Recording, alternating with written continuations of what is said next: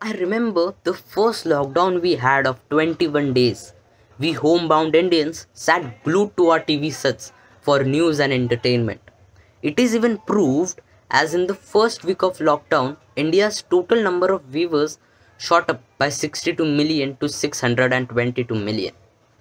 This data clearly shows that TV was the screen of the household that time. It was the best time for advertisers to advertise and build their brand. Also, mask and sanitizers demand was at its highest margin during the lockdown. Watching this trend, many clothing companies and retailers started manufacturing masks. Local distillers and manufacturers began production of their own line of sanitizer products. But still, economies came down as lockdowns restricted businesses to open and people to leave their homes. Streets were deserted with lined of closed shops.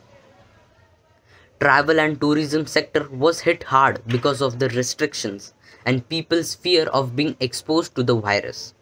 Airlines, hotels, cruises were all gone under great losses. Entertainment industry, service industry, automobile sector all were affected badly by this pandemic.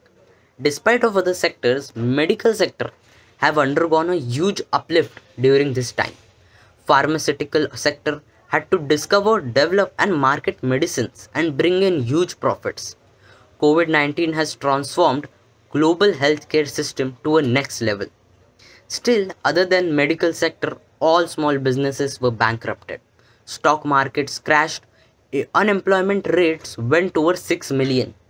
And as COVID-19 forced difficulties all around the globe, abroad help was also limited. Anxiety, depression and suicidal thoughts skyrocketed due to all problems during COVID-19 pandemic. Alcohol consumption and drug abuse also was increased. This could be because they are losing their loved ones and going towards thoughts of loneliness. Closure of schools and isolation from friends resulted in disturbed mindset of teenagers. Extracurricular activities like sports and arts have just disappeared from students' life. No gatherings, no fun activities. This have affected our mental well-being. Even switch from pen and paper to online education comes at a high cost.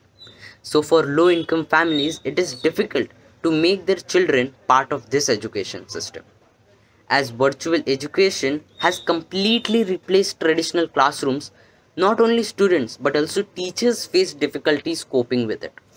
They had to figure out tasks like to perform labs, teach art and crafts without an adequate training to do so. Monitoring online exams so that students won't be able to cheat has been a daunting task for teachers and school officials to do. In many cases, exams have been cancelled, leading to a lot of stress to students in worry of their college admissions and career. Many students often turn to prayer during difficult times.